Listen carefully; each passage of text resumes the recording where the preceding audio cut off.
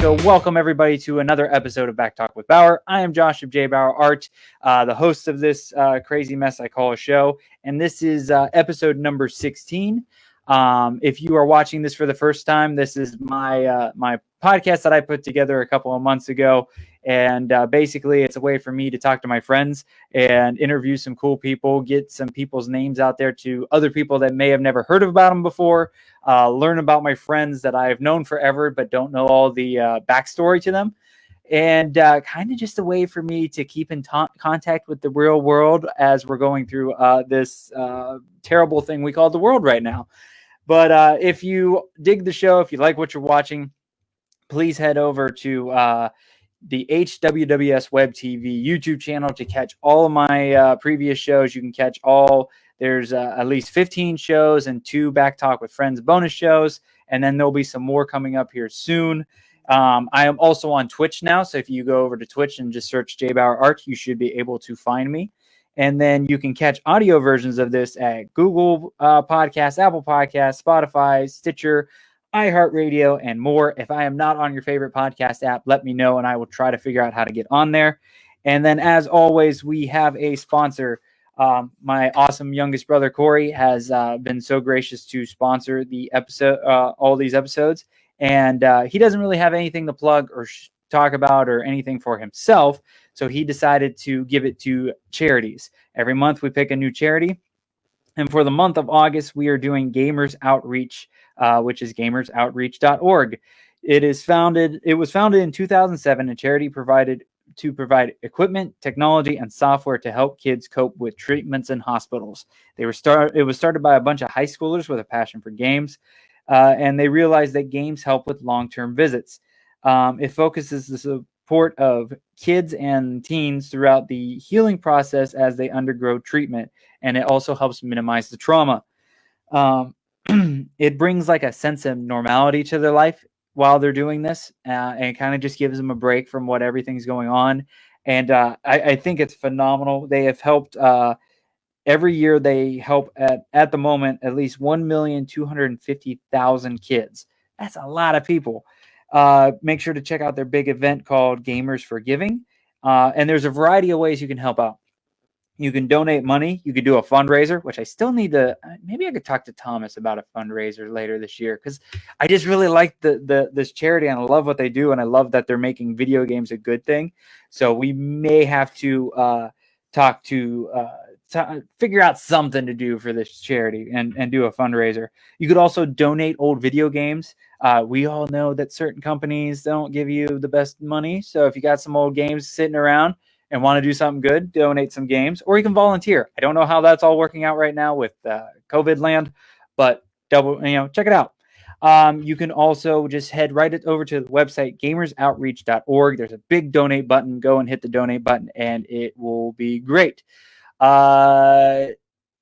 It doesn't really cost much, Terry, to be a sponsor. I am looking for 1 or 2 more sponsors. So if anybody's interested, just message me for pricing and everything. I'm willing to work and deal with. It's a little bit different with every sponsor. We can do different things and stuff like that. So there is not a set price, but I am cheap. So yeah, every week I invite either a friend, a fellow creator, somebody I've met in my line of convention life or life in general. And I talk them into coming onto the show with me, and we chat about what they do. This one's really cool. We've got another, it's part cosplay, part giant YouTube channel, part parody videos. I mean, this guy does it all. It is Jason from Make 'em Laugh Films. And let me bring him on. Hello, sir. How are you? Hey, Josh. Doing well. How are you tonight? Surviving. Relatable. yeah. It feels like both of us had one of those days. I've been having one of those months at work, so hopefully we can. One of those years. Yeah, definitely one of those years. Oh, awesome, Jason from Kingdom of Comics. We can chat after the show or tomorrow. That would be phenomenal. What's up, Jason? But yeah, we've got a whole crew of people in here. We've got people from Ireland, from Holland, all around the United States. So welcome, guys. And we've got lots to talk about. I've been going over your YouTube channel, kind of catching up with some videos and everything like that. And I've got so many questions, but my first question is, for somebody that does not know and has never heard of it before, what is Make 'em Laugh Films? All right. So since the very beginning, I started the channel back in 2009 with the idea to make a Dark Knight parody. And me and my college buddies did that. And then I just never stopped since then. So I remember back in college, me and my buddies, we would just go to the bars and plan some scenes from superhero movies that we wanted to spoof. We're always big fans of the Dark Knight trilogy, so that's what we gravitated toward at first. Then eventually we added Marvel parodies, the broader DC spoofs as well. And we just kept that theme going because it's our interest, and that's what the audience enjoyed particularly about the YouTube channel, and thankfully continued to do so. Back then, I remember chatting with one of my buddies and just dreaming, oh, wouldn't it be cool if we got 1,000 subscribers? And then after that, just keep pushing, get 5,000. Fast forward to today, and gratefully, we're at 214,000 subscribers at this time with over 100 million total video views. Yeah, I was looking at some of the view counts on some of your videos. I'm like, just one or a couple of videos are 1 million themselves. It's insane. Yeah, and it's interesting which ones end up going viral because you never know, because you'll put your heart and soul into certain parodies like the Justice League parody. Me and the team, we spent so much time writing that script, filming it, working on the special effects, and that one maybe got 5,000 views total. Whereas a random one-off one that will improvise on a convention floor. So we do a lot of traveling at local conventions as well as conventions out of state. Some of those that were just improvised on the spot, those end up getting the millions of views. So it's pretty unpredictable which videos will end up gaining the most momentum. I mean, there's certain predictors and certain characters that'll always do better, and then certain keywords with the SEO that you'll utilize. You know, you could kind of guess how well the video is going to do based on keywords and everything and the subject matter. But after that, it's just the luck of the draw. And yeah, I've just been very grateful, and I think the rest of the team would feel the same. Just a lot of gratitude about, being welcome, and the videos are well enjoyed, not just amongst ourselves. We love what we do, but we're just very thankful that other people enjoy it as well too. Oh yeah, it definitely. You guys got some great stuff on there, and you definitely have the numbers to prove that people are enjoying it. Now, going back a little bit, because I definitely want to get into how the show's grown and everything like that, but I want to stay at the beginning a little bit. Were you cosplaying and dressing up before this, or did you just decide to jump into these parody things? So I consider myself cosplaying since I was a kid, way before cosplaying became a thing. And back then in college, that was before Comic-Cons really took off and became mainstream. So yeah, this was back in 2009 when we started the YouTube channel.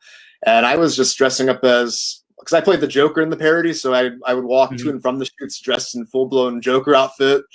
So I was really cosplaying the character back then. And a few years after that point, I started learning about Comic-Cons and attended my first convention, which was Wizard World Chicago 2012, right around the time that The Dark Knight Rises came out. So that was back when we were still making fun of the Dark Knight trilogy, primarily, those types of characters.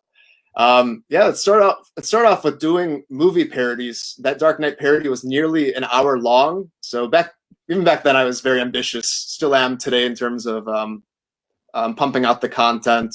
And just I found over the years, in addition to the content, having the frequency of releases is the key to success. So general rule of thumb is releasing 2 videos at least per week. If we're feeling bold, we'll occasionally release a third one, or if we have some extra time, which is pretty rare these days. Me being a new father. My son is about 3 months old now, so looking after him. Congrats on that, man. That's awesome. Your responsibility and pride and joy. And I'm actually a full-time health administrator by day. So I actually do the YouTube stuff after hours at nights, and then on weekends I film the new parodies. And even in this pandemic, so the room that I'm sitting in right now is my home office. I have my blue screen set up, which I turn to the green screen when needed. And I've been filming primarily in here during this entire pandemic. So just got to make the most of these kinds of opportunities, making opportunity out of times of limitations, I should say. Right. So you get into you get into it, and then like when you started dropping them on YouTube, was it a fast build up? I mean, because I know some channels are like, you know, scratch and nails and work their asses off. Like, was it one of the faster ones or one of the slower ones? It was slower, especially the first half of its life up until this point. Because those first parodies, they really didn't take off. It took quite a bit of time for them to build momentum. And it took us a long time to reach 1,000 subscribers. Hell, I think even it took 5 years or so to get there. But lessons learned, those first 5 years, we weren't really consistent with the releases. I mentioned earlier that we intentionally made the first parodies long. Like the Dark Knight parody was an hour long. Our Batman Begins parody was over an hour. Then we filmed this massive Saw parody, which was 3 hours and 18 minutes long, which took me years to finish editing. So that was probably the most ambitious That's a project. movie. That's not much of a parody. That's just a movie. Yeah, it's a full-blown movie at that point, which at the same point is just us goofing around. We had a script, but yeah, lots of improvisation to get through with the editing. But I didn't really learn until the key point to have the frequent releases until about the 5-year mark. And I think right around 5 years, we broke 1,000 subscribers finally. And then pairing that up with, actually right around that point, that's when I moved down to Florida. So that was another key success because I wasn't making content as consistently when I still lived in the Chicago area. So the channel first started at the University of Illinois. Then I moved back to Chicago after graduate school. And then my wife and I, we moved down to Florida about 5.5 years ago. It'll be about 6 years in a few months. Wow. But then branching out, meeting all my current friends that you see in the videos. A lot of us still film together to this day. We still hang out together. We filmed a lot of videos at my friend Peter's comic book shop, you know, as Viera Comics. After the Kingdom of Comics then formed, we continue to film there as well. And you see Jason, the owner, here in the chat. What's up, Jason? He and Paula are gracious enough to allow us to film different videos. We recently filmed some Spider-Verse metal music videos there. I mean, you can check those out on the channel, and some other skits and videos. But yeah, just a lot of that is meeting the people down here in Florida. It really helped add to the variety.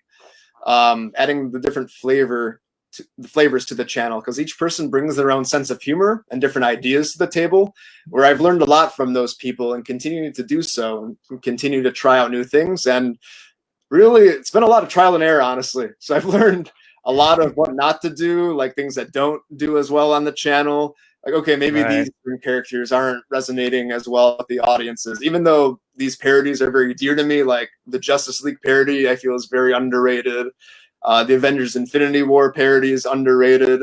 But Batman and Spider-Man related characters end up doing the best for whatever reasons, whether they're the portrayal of the characters or the movie content that we spoof specifically.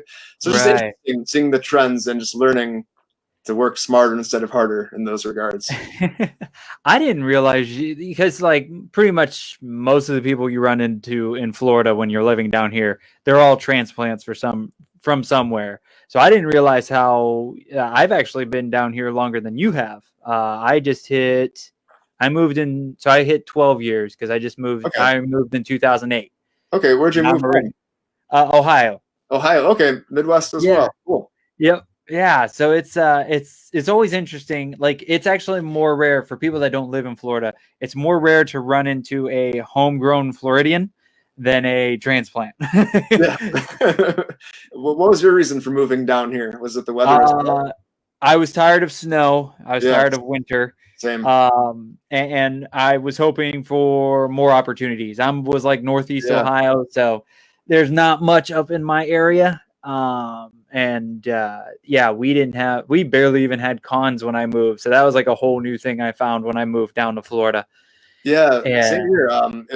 It's definitely a more widespread scene down here, more events Oh, down here compared to Chicago. Chicago has a couple big conventions like Wizard World, Comic-Con, and C2E2. right. Glenn and I, we were very fortunate to make it up to C2E2 this year, right before the pandemic hit. Oh, About a wow. week after the U.S. started seeing those cases. Oh, jeez. Here. But yeah, you're absolutely right that more conventions down here, and then I actually moved down here for similar reasons, in addition to the cold, but more opportunity. I felt that my job in Chicago was there wasn't as much room for growth there, and Right. being in healthcare, I knew that there would be a lot more opportunities down here for health administration jobs, and luckily it's been very fruitful for YouTube and cosplay as well. Yeah. Oh, yeah. I love the area down here because when I first, and I've talked about it in some other episodes, but getting into conventions and starting to do them, not just go as a fan, but go into as a creator and an artist. You know, at first going as a fan, you thought all these people, like all the artists and all these vendors, were kind of against each other because they're all trying to make money. And once you start getting into it and meeting people, you realize that it's not the case most time. There's some shit that goes down here and there because people are terrible. But throughout most of it, everybody's pretty cool to each other. Everybody supports each other. They're kind of like little groups here and there that kind of hang out all the time. But it's a lot more of a group thing and a team thing than it is a separate thing. And you would be amazed on the people that know each other. Like I'll jump from group to group, or I'll go to a different con and they're like, oh yeah, I know you from this or know you from that. I'm like, okay, sounds cool. Yep. But yeah, it's the con life is definitely interesting. What was your first con down here once you moved down here? First con down here was Space Coast Comic Con. Oh, okay. Around as J. Jonah Jameson. That would have been 2015 down here. Yeah, that is my favorite character of yours, by the way. It is always a good time when he shows up. Yeah, thank you. Actually, I may have that incorrect, actually. I think that may have technically been the second one. I think my first one was technically MegaCon Orlando that same year. Okay. Yeah, MegaCon Orlando is technically the first. But yeah, the Space Coast Comic Con was the second one with Jameson. They kind of blend together after a while. They do. They really do. All the years. Oh, I've had like full discussions of thinking like a one event, and they're like, no, that was the other one. I'm like, huh, I'll be damned. Yeah, you're right. When things started rolling a bit more and you were getting the numbers, is there like a specific video that kind of kicked you off a little bit faster, or is there like a big, like the biggest video you have yet, or it was more like a rising tide kind of deal rather than one video uplifting the rest. Okay. When a few videos do well, it tends to trickle down to other related videos as well, and then even some surprise videos that really didn't have much steam at first, but then it just jump starts a few more into getting those views. So it's been like a gradual snowball effect, and it's picked up the past couple years. So I want to say it was 2 years ago exactly, the channel was at 50,000 subscribers, and then fast forward to today, it's at 214. So it grows more quickly the more subscribers and views that you accumulate. In terms of the best video, just the other day, we did a Batman Killing Joke spoof prank at MegaCon Orlando a couple years ago, where we had my buddy Larry dressed as the Joker. He was wheeling around this Batgirl cosplayer in a wheelchair and just like kind of dumping her around the convention floor and trying to shoot her. And we just captured people's reactions. It was pretty impractical Joker style mixed with the Jackass, how we filmed it. Nice. And that video didn't do well at all. Like for the first 6 months, maybe even a year, it only had 10,000 views. And then with other videos doing better and better, it trickled down to that one, and then that one eventually spiked, and that one just seems to keep getting momentum. I do like that your didn't do well is 10,000 views. Don't look at my numbers. I see a question in the chat. So. Yeah, so this is definitely an interesting question. So actually, with the online shop that I was telling you about, so yeah, we tried for a little bit to sell some Marvel and DC related shirts and products, and DC is very quick on that. I'm seeing that in the searches, so that's the only one that we've been hit with, thankfully.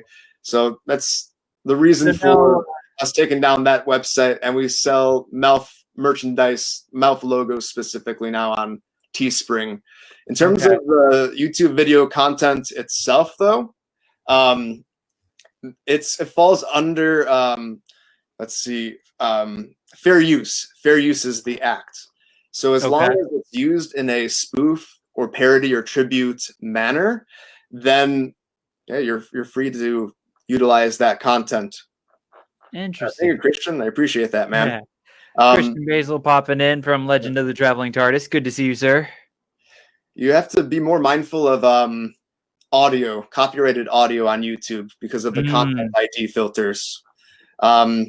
As YouTube is very strict with copyrighted music, and they'll be all over that, and you can get videos demonetized quickly for that. Oh yeah. Now, have you had any like videos pulled down for any reason? I'm figuring maybe some audio stuff, but like there's one that comes right to mind. So we filmed this video. So Venom, as you know, is the father of Carnage. So we thought, where's the story of how Venom produces Carnage? So we filmed a Venom gets pregnant video. So we went through Venom's entire pregnancy with Carnage and then him giving birth. And that one was doing well. Had like over 200,000 views back in the day. And then that one got taken down. As the joke would say, there are always people who don't get the joke. And that's the dark side of comedy. And that's what happened with that video. So did they give you a reason or title? But yeah, it doesn't have the views that it had originally. Oh, man. That sucks. Yeah, that's one of the things with doing what you do and doing the video content stuff is you never know. You try to do the best you can with not pissing anybody off, but you never know when one little sound bite or one little thing or somebody's got their panties in a bunch and your video gets taken down. And it's a learning experience too, because you want to do things that you find funny, and I'm very influenced by Mel Brooks and his style. It's the combination of combining that interest in comedy with today's terrain about what's going to resonate with people, what they're going to find in a positive light, and then what they're going to keep coming back more to watch. Right. Hey, Lori, how's it going? Thank you for popping in, Lori. I appreciate you checking out the show. So, and then you also have done, I think I've seen some videos of you guys getting like a bunch of cosplayers together and doing like meetups, dance parties. I don't even know what it is at different conventions. Yeah.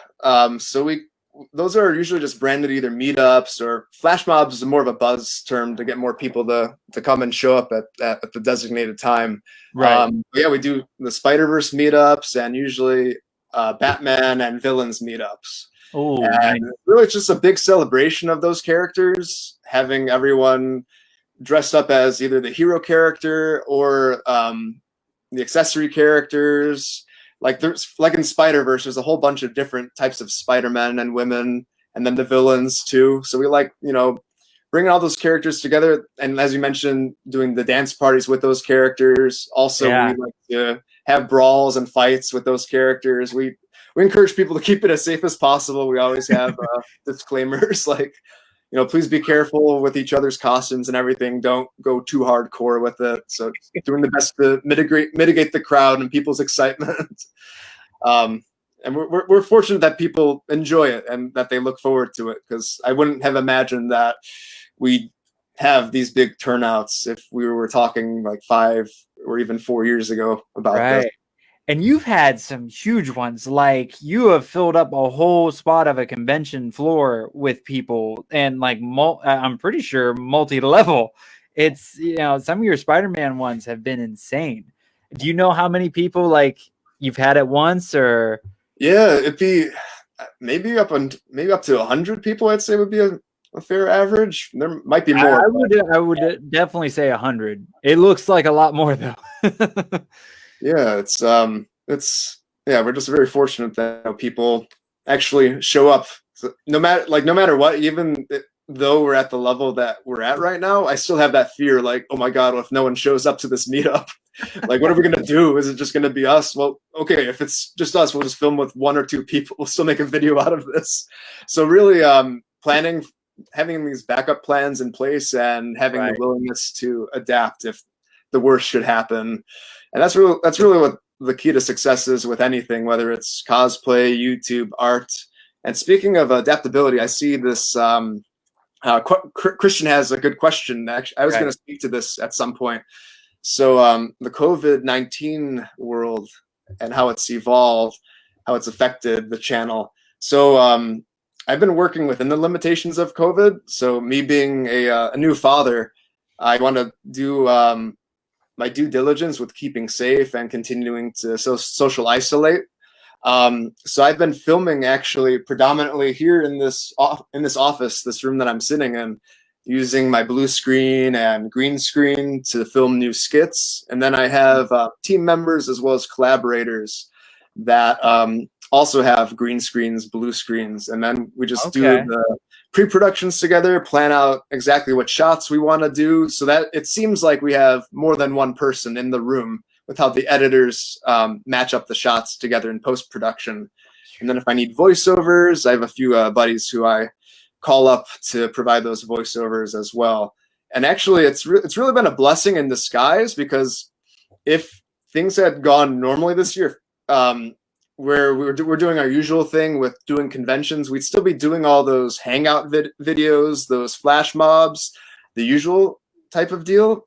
However, I've been using this as an opportunity to push myself as far as pre-production goes with script writing, acting. I've been trying out a whole bunch of different characters that I hadn't thought of doing prior to COVID, and then different video concepts. And really the channel's been growing very well with these more recent videos that are more skit based, and really doing skits is what the channel was founded on. So it's really like it's been coming full circle, but in a more evolved way, in that we're using more proficient effects and backgrounds. So it looks higher production value than the early days.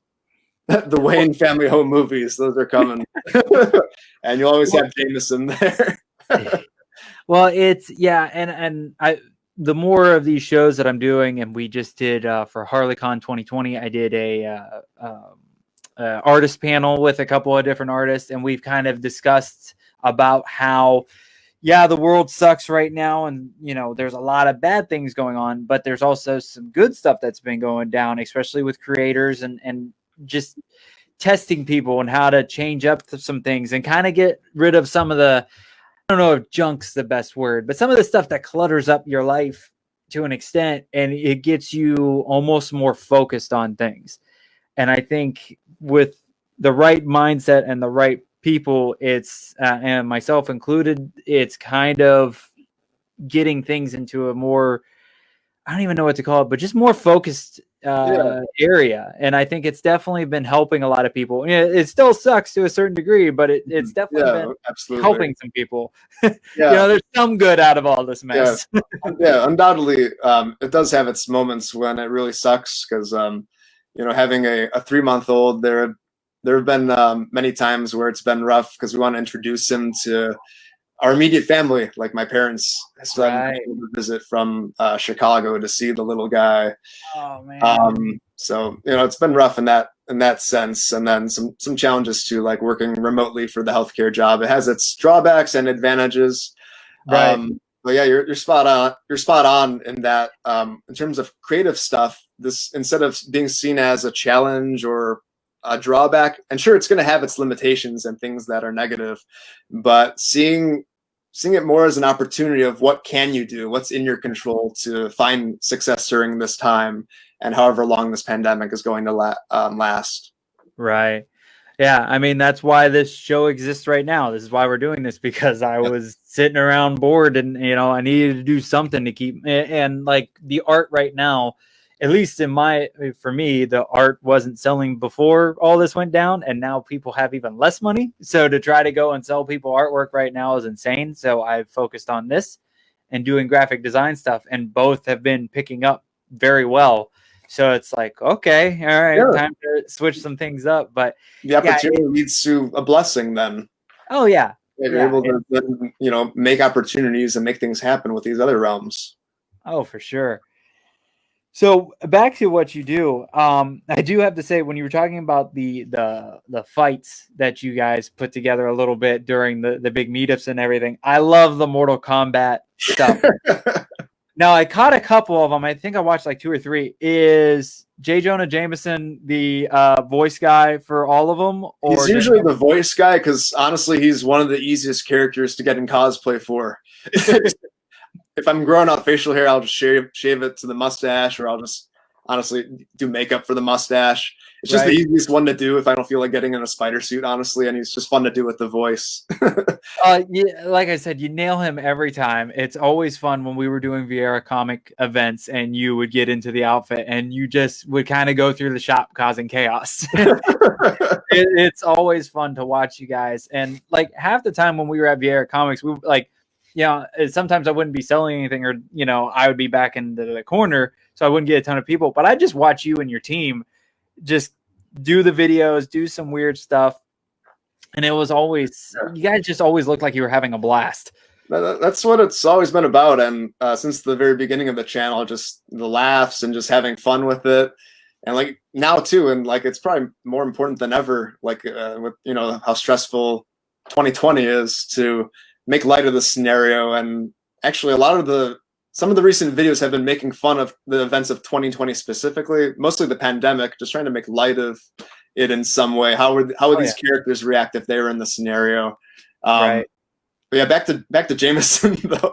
Yeah, those were good times at the shop. And I typically have chosen to do Jameson for the Spider-Verse meetups just because he has a commanding voice. It's easier to tell people to move, or like if there's someone ruining the shot in the background, hey, you menace, move, get out of here.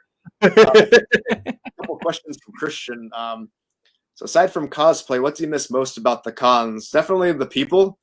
You know, seeing the usual people at the Florida conventions, or, you know, or meeting people, supporters that I know from social media who follow the channel or that I'm friends with, follow on Instagram.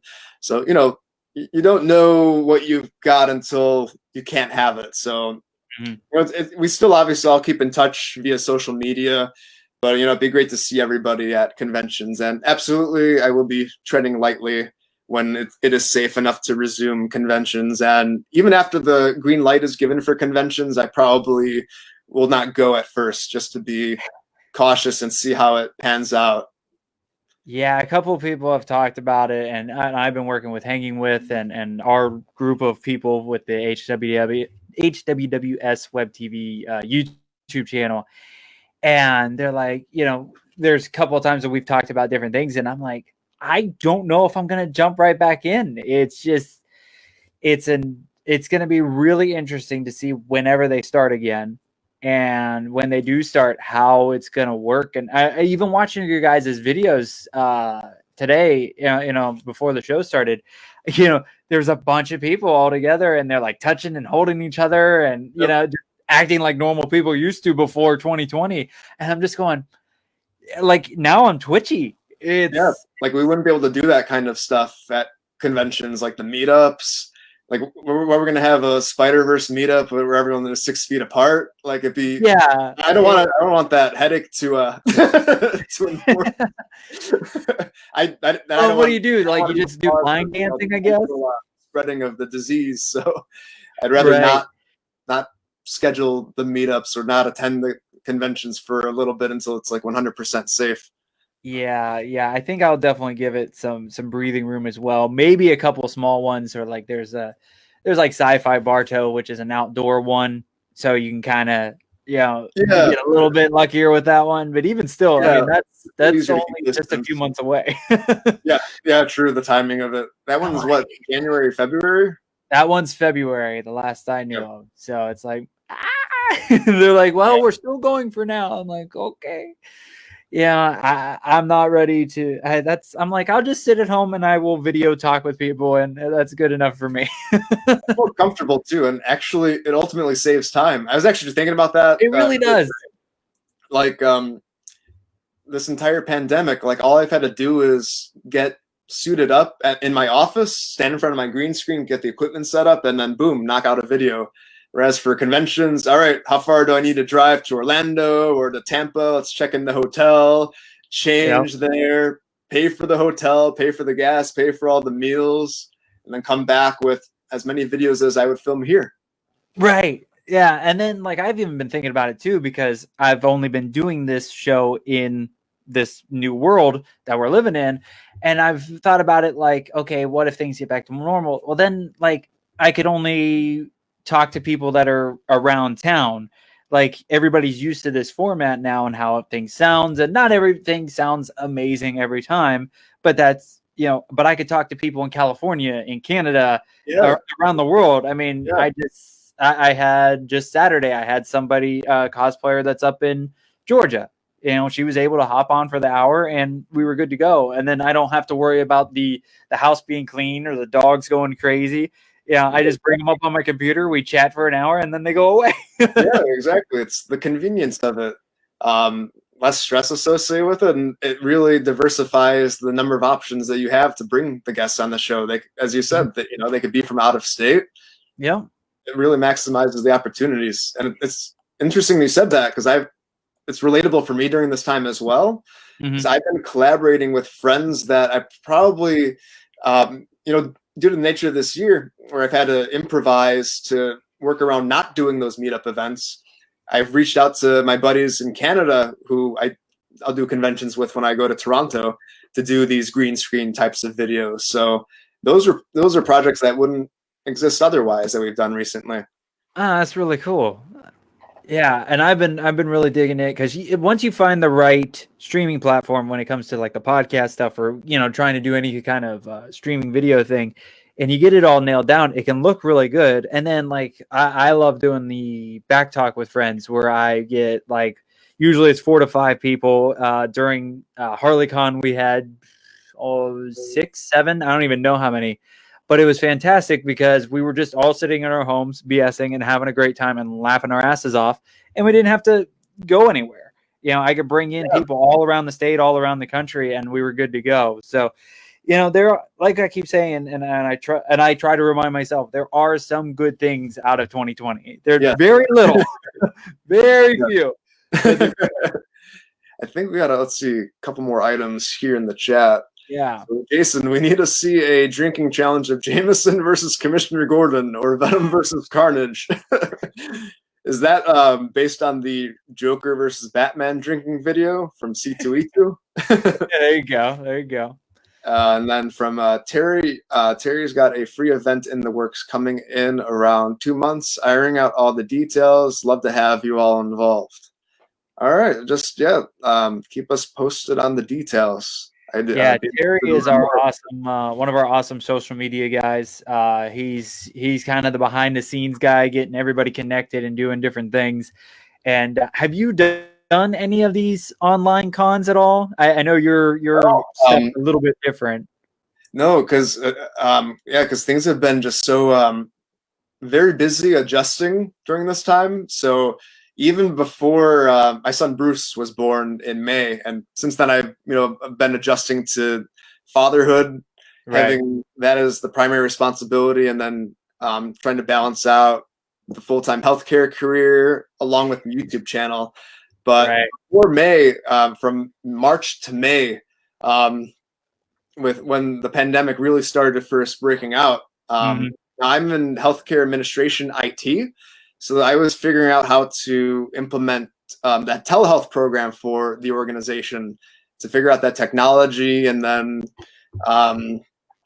help, figuring out how to best have patients connect to that technology, and then figuring out the workflows along with the rest of the operations team for the organization. So that was extremely chaotic. But thankfully it all worked out, and we were able to get it up and running quickly. So just with the nature of how hectic things had been with the work side and draining, so I didn't want to overburden myself with doing the online conventions at that time. And then of course when Bruce was born, adjusting in that sense, and I'm finally almost at a point where I'd be more comfortable taking on additional things like doing remote conventions, and then of course the podcast tonight, as you see. Yeah. So yeah, that's been my past few months. Now I'm guessing Bruce's name is from Bruce Wayne. Yes, yeah, Bruce Wayne. Okay. Yep. Did you have to fight with the wife on that one at all, or? At first, she was more apprehensive, like, "Oh, really?" But we came up with these hypothetical names for our future kids a few years ago during just fun chats. And yes, it did start out as inspired by Bruce Wayne, but then just every time we talked about it, like this hypothetical future son, we'd always refer to him as Bruce. So that became an endearing name that we'd always fall back on, like, oh, Bruce, we could picture bringing him to the park here, or it's a family dinner. And then when we found out that we were expecting and then that we were having a boy, we just knew we had to go with Bruce ultimately because of all those conversations we've had since. Now, with a son named Bruce, does it make you worried about walking down dark alleys at all? We're not going down any dark alleys, not seeing a movie when he's 8. Yeah. When he goes to 8, you just tell him no movies until you're 9. Yeah. Assuming we don't still have a pandemic by that time. Hopefully. So Christian from the Legend of Traveling Tardis has a couple more questions. And this is actually one of my questions too. So all your years of doing MELF, is there a moment that is like, this is why I do what I do? Is there like that top moment that you think about? There's so many moments. I don't think I can narrow it down to like one top moment, because it's relating it to the analogy of a child again. It'd be like like one kid, because there are just so many fun memories with different like friends that I feel like I'm dishonoring a different memory by choosing one or the other. But maybe I'll just list a few of the standout memories though. Oh, hell yeah. Yeah, we like a few. Like we did this inflatable T-Rex dino meetup at MegaCon a couple years back, and it turned into this big Jurassic Park thing. And this video I consider one of the most underrated videos on the channel, because like it deserves to go viral for everything that's in it. We have all these T-Rexes running around, this big mob. We have like Dr. Grant, we have Ian Malcolm's, we have this like miniature Power Wheels car from Jurassic Park, and we even have Jeff Goldblum in the freaking video being amused by it. Holy crap. Jeff Goldblum smiling at all this chaos going down, and we thought we were going to get escorted by security by even attempting this too. So just the risk that we even took for the video. And yeah, it's only got like 4,000 views. But that's one of the top. When you amuse Jeff Goldblum, you got to be doing something right. Trying to think of some of the other top ones. We get feedback from parents, like when their kids join the Spider-Verse meetup, the kids meeting Spider-Man and then being hoisted up in the air, being safe, of course, because we be as safe as possible. Don't drop the kid. When we hear from the parents that it made the kids' convention to be able to meet the heroes and then all his buddies in the Spider-Verse, moments like that too are especially rewarding. Where we just think that we're going in there, screwing around or just making a fun video, but then having that sentimental value come out of it, where it can make this convention experience or something that these kids are just looking forward to and getting that rewarding feeling out of it.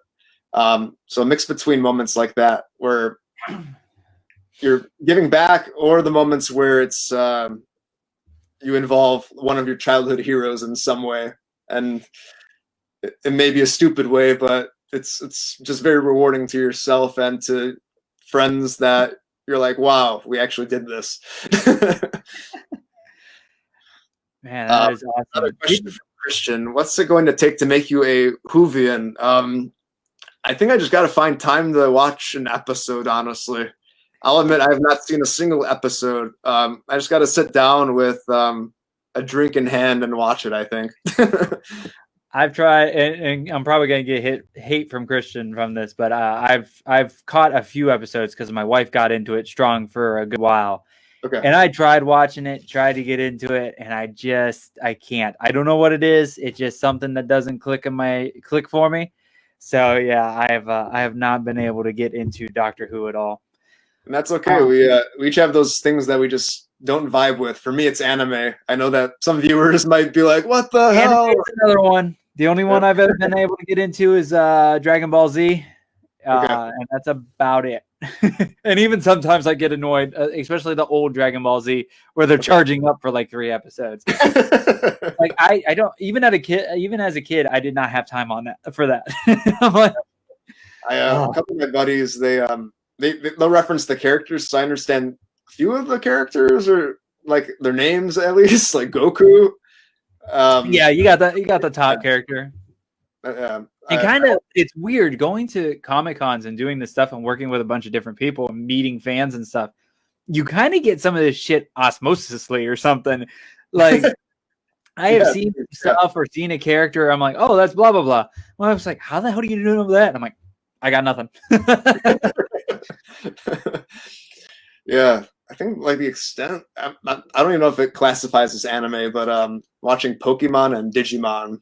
Those are like the borderline ones. I think like true anime fans don't count them for some reason, but like that's why I count them. Bringing it up. Yeah, I love Digimon. That was a good one. I watched that. It was so thoughtful, actually. Yeah, and they like it was nice to actually see the kids grow up too. That's why I think that one attracted me more than Pokemon, because Ash has been 10 for like 30 years. Yeah, for 30 years, and he still hasn't won the championship. Like, how long is it going to take, Ash? Fuck. So back to MELF. That should be the my clip of the week, is saying that Ash sucks. That'll get me all the likes and followers. But so we talked about your team a little bit. I'm curious, how many people are in your team? Like, is it a few people? Does it change around all the time? It is kind of dynamic for some of the more ancillary people, especially some of the newer people. But we have, of course, like core members. You know, people you've seen like Glenn, you've seen Dustin, people like Brad, for instance. Chris from Toronto, I'd consider him a core member at this point with all the videos that he's been in as well. Peter still does some videos occasionally. Yeah, I see him pop in every so often. He's got a big boy job now, so I've got big boy pants.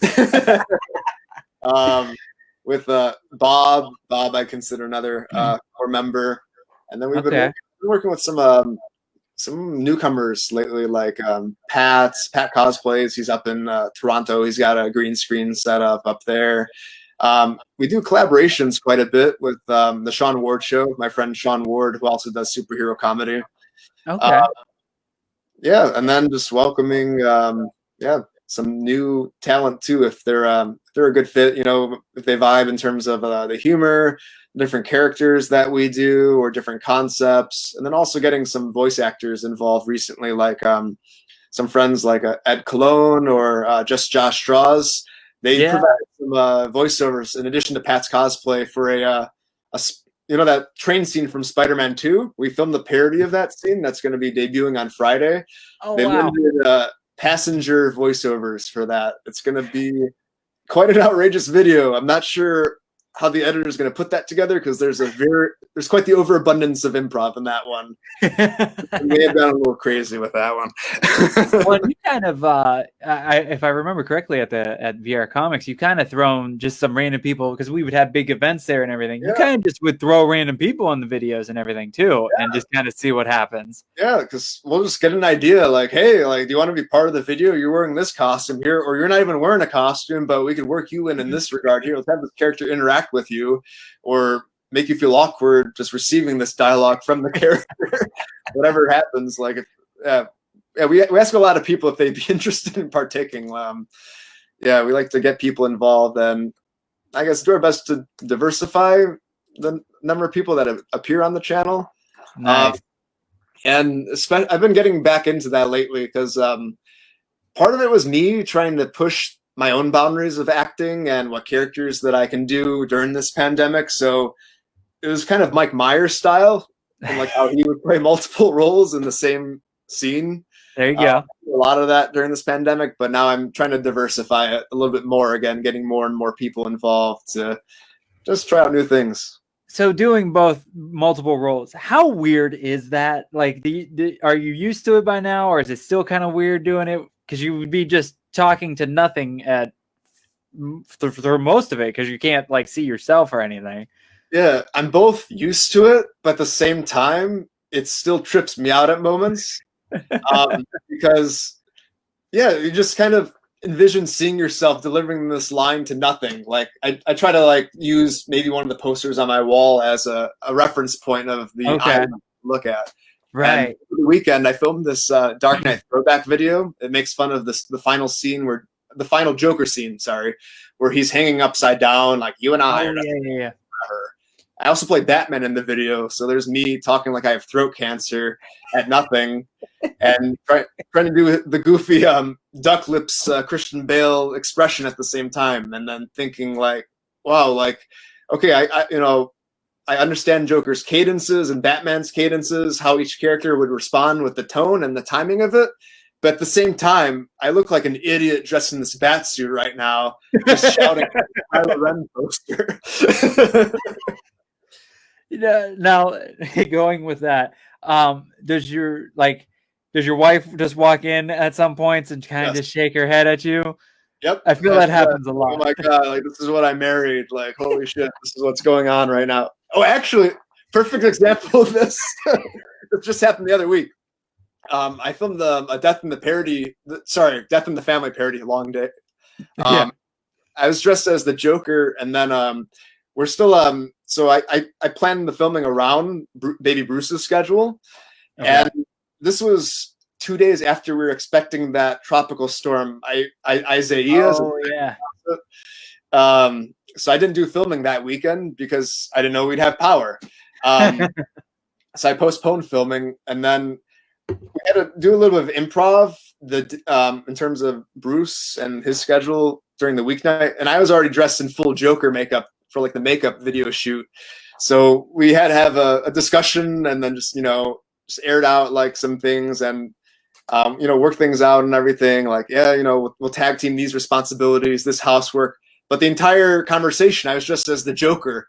So it blew her mind like halfway through. Like, I can't take you seriously right now. We're talking about cleaning up the litter box and doing laundry and dishes, and I'm talking to the Joker, and you have a serious tone, but you're smiling at me at the same time. That's fantastic. Let's man. On the chat real quick. I like Christian's question. Orange. Oh shit. yeah, Christian's going really dark on me. I bite her, so be prepared for that one. But he does ask a great question, and it kind of ties into a question I wanted to ask you about. Do you have any new cosplays that you're wanting to do and haven't yet? Robert Pattinson for the Batman. That's actually one that works. My friend Shapeshifting Cosplay. I consider her my Lucius Fox with how good she is at this stuff. Plus, she's far more talented than I will ever be at armor making. Yeah, I guess I am like Bruce Wayne in that regard because I don't make those costumes. I consult Lucius Fox. So she's going to be making that bat suit for me, and I anticipate we're going to be seeing some footage from the Batman very soon. So this is me trying to get ahead of the ball with it. Okay. I want to make fun of Robert Pattinson like there's no tomorrow, and maybe do like the Twilight Dark Knight with him sparkling and everything. Oh, I was waiting for that one. I was waiting for that. And then side question. Are you excited at all for that new Batman movie? I am. I like what I see with the tone of it. I do like that they're going darker. It does kind of have a Batman Begins vibe to it, so that concerns me. That I hope that they're not retreading on the same ground, but at the same time, maybe they'll show some different stuff with this more rookie Batman that we haven't seen before. And the fact that they chose Robert Pattinson in spite of all the doubts that are going on, right? Michael Keaton as well as Heath Ledger got the same reactions when they were casted Batman and the Joker respectively, and they proved everybody wrong. And actually Ben Affleck got kind of the same treatment, and personally I love Ben Affleck as Batman. I look forward to seeing what he truly did in the Snyder Cut when that comes out. I just love it when people who were doubted can prove people wrong and then have their portrayals so beloved. I'm hoping this because I gave him, you gotta give him a little shit from the Twilight stuff because some of it's just terrible and funny, and and it's also really old now. It's you know what, 10+ years now. Yet people still recognize him for only the Twilight franchise and not the newer things that he's done, like Lighthouse, which I admit I still didn't watch. I've only still seen his Twilight movies, so that might be hypocritical for me to even say that. My wife and I were watching a bunch of trailers of movies, and there's a couple that I want to watch of his. It's just, he's always doing like more of the creative side movies, and I'm just like, most of the time I don't want to think through a movie, I just want action. So like, but just the trailers that he was doing, there's one that's coming to Netflix, it's a new one, and he plays like a creepy pastor, like a bad guy pastor of some sorts, and like in the South or something, and he's talking through the whole thing, but it's like a narration over the trailer. And he's talking, and I didn't realize it was him until you see him talk like halfway through the trailer. Oh, wow. I'm like, oh shit. He really, and like there was a bunch of other trailers we watched, and he can really change his voice in his roles. And he really gets into them and changes the cadence and even like kind of the style he stands and everything. So if you really watch that kind of stuff, I like, even now after watching those, it was like 3 or 4 different trailers of different shows. I'm more excited now than I was before, because I was gonna give him a chance because I remember the Heath Ledger shit. But yeah, like now that I saw that, I'm like, okay, and he may actually be able to play both Bruce and Batman very well. I think he can make them 2 different characters. Yeah, the different voices that he can do, changing his intonations with how he delivers the lines. I read somewhere, don't quote me on this one because I like to fact check. So just as a rumor, but I read that Pattinson was going to use actually Willem Dafoe as some inspiration for the Bat voice based on Willem Dafoe's performance from The Lighthouse. Oh, okay. Like a more pirate, raspy type of delivery, but Batman-like, if that makes sense. Yeah. Well, and there's like, so the cartoons have done it. Cartoons and video games have done it better than some of the real life actors. Yes. There's the I don't know where the hell the game was from, but I was actually watching it because like somebody put it together like you could watch a movie, and it's I can't remember the name of it, but the guy that did the voice of Bruce Wayne and Batman in that one, he did it really well because he did this deeper voice for Batman, but it's not like Christian Bale, whatever the hell's wrong with him voice. It just was deeper and more like out there. And then when he's Bruce, it's just like, hey, how's it going? Like it was just chilled, and it was like a nice balance. And it was like when he gets into Batman, you could actually believe people not realizing it because his voice is so different, but it's not ridiculous different. Okay, I gotta check. I'm curious what animated one that was, because I do love it. Was a video game one, and then like somebody put it all together, like all the cutscenes together. Okay.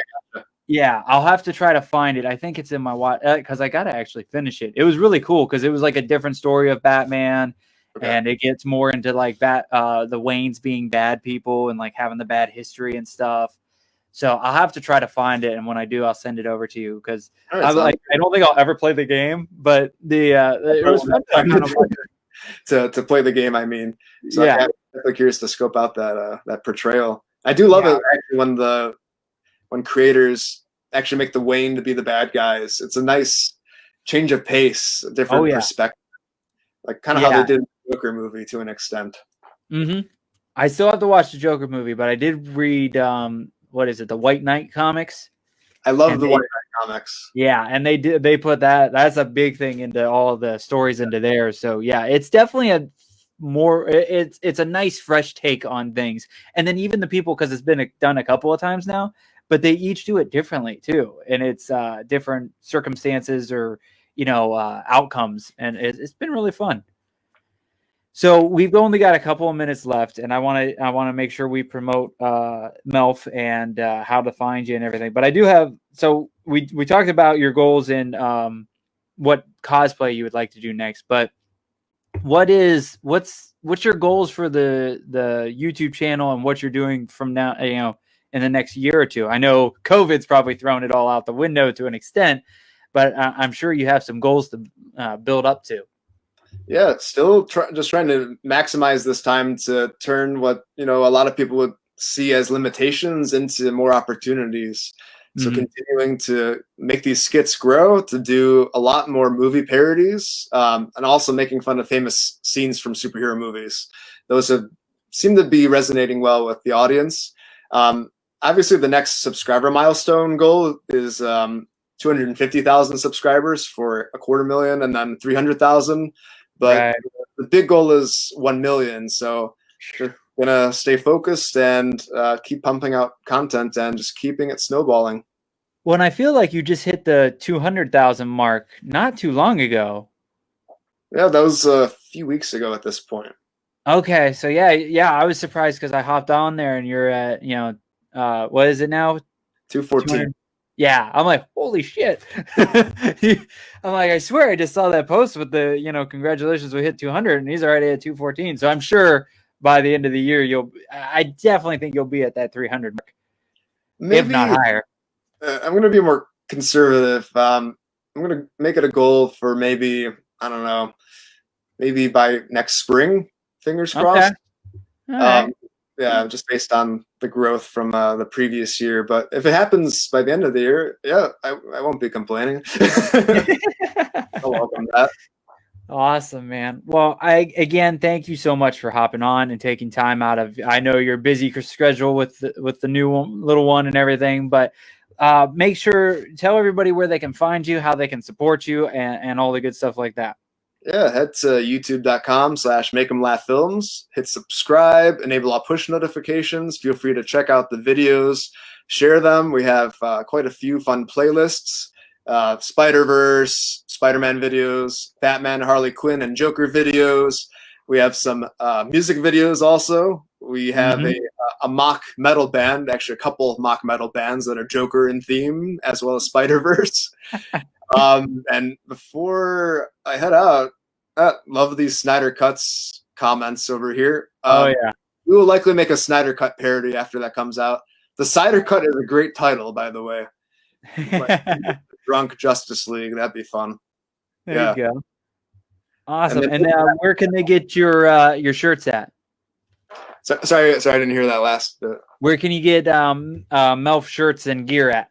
Oh, Teespring. So teespring.com. Let's see. I don't think I could comment in the chat here, but the Teespring link is actually in the video descriptions of each of our videos from this year. So if you go to any of our videos on youtube.com/makeemlaughfilms, the Teespring link will be embedded in that video description.